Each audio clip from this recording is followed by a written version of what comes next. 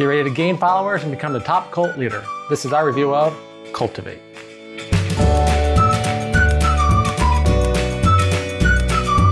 Cultivate is a grid coverage style game where you try to fill up your compound with followers, and I enjoyed it.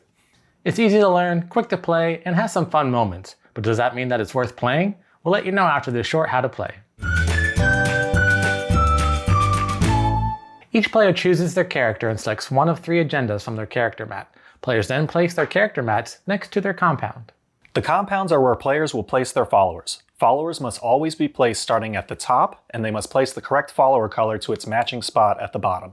Players earn points according to the types of followers that they place in their compound, and if they're able to meet their character agenda by the end of the game. Once one player has filled up their compound with followers, all other players will make one final turn.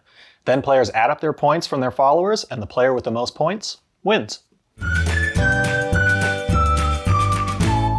Cultivate isn't a difficult game to understand. You have your compound and you're trying to fill it up with followers. So it's your basic grid coverage system where you're trying to fill up all the spaces. You get points as you fill up the spaces. And then the player who completes their grid first starts the end game of the game. I think the very beginning when we started playing, I was like, oh, there's a lot of different colors. And the main rule of the game is you can turn them in for other ones, right? So the celebrity can be worth 3 of the drifters.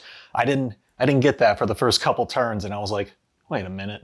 So in the game, that's called an exchange, where you can exchange followers for other followers. They have to be equal in points. So you can exchange a level 3 for 3 level 1s, or a level 2 and a level 1 for 1 level 3, etc. But after you understood that, did it become more simple than you understand the strategy of the game? Oh yeah, definitely. And then also I really like too, so at the bottom, right, it has everyone's name, like celebrity, politician. But I thought it was really cool because I'm doing the math in my head, right? I'm like, well, okay, I guess a celebrity is worth 3 youths.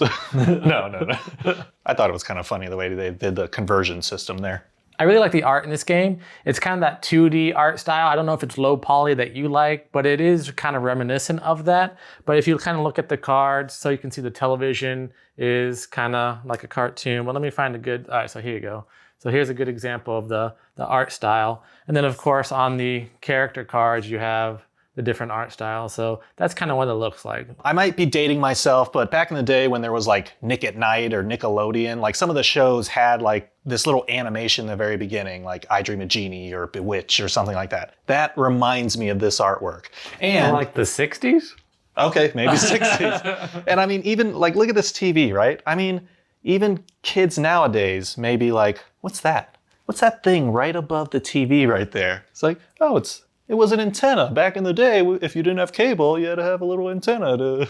I also like the humor in this game. The game itself is basically a grid coverage system and you're just placing followers. However, there is some subtle humor throughout. So like the cult leaders is a good example. So you have Pierre, Ahmed, Scheme, Pyramid Scheme. So I really like what they did with that. Yeah, some of the names we were just like, what? Like, what are they trying to say on this one? Which one's this one? So I know that Ryan O'Hunter was one that we were trying to figure out for a while. Yeah. Rhino Hunter.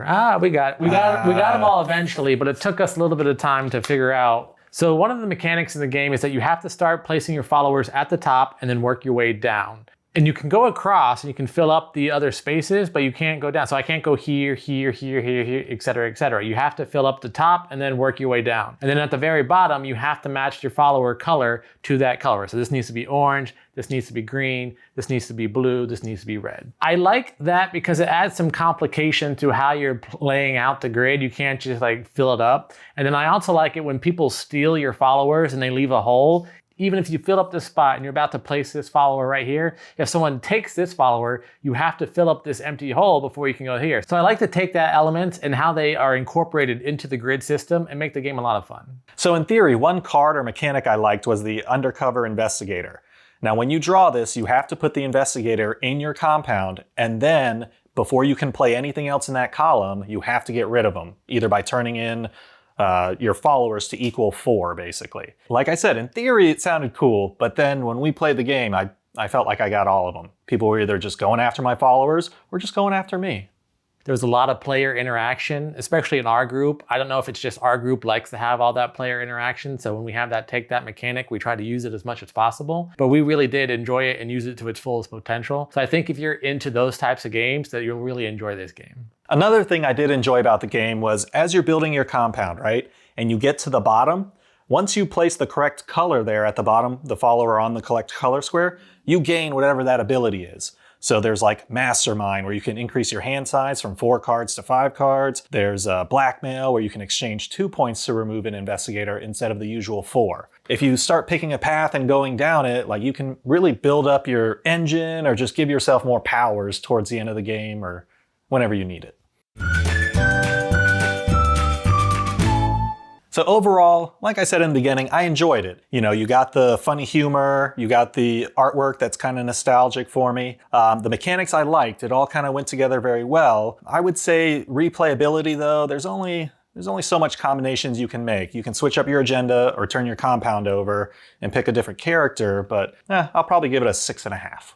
I enjoyed a lot about this game. I love the humor, I love the color, I love the artwork, I love the grid coverage system and the mechanics are involved there. But I agree with Lee that after a while it won't have that much longevity playing on our table, so we probably won't play this forever, but we will play a few more times and we'll have some fun with it. So I'm gonna give the game a 7.